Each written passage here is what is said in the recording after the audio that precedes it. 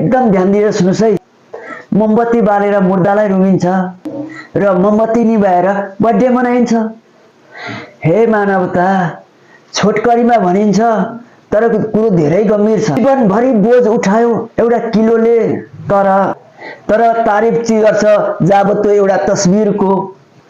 पाउजो हजारौं रुपियाँमा किनिन्छ तर खुट्टामा लाउने काम गरिन्छ।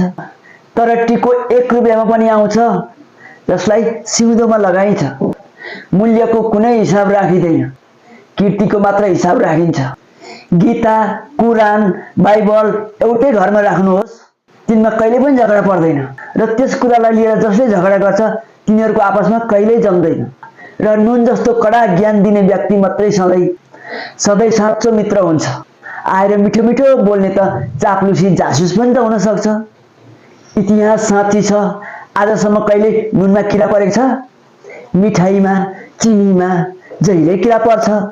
राम्रो बाटोमा हिँड्ने थोरै भेटिन्छ तर नराम्रो बाटोमा हिँड्ने धेरै भेटिन्छन्। त्यसैले त रक्सी बेच्नेहरूलाई कहीँ जानु पर्दैन। दूध बेच्नेलाई हेर्नुस् त, घर घर, गल्ली गल्ली, कुना कुना जानुपर्छ। त्यही पनि सोच्छ तैँले दूधमा पानी त हालेका छैनस् भनेर। हे मानवता,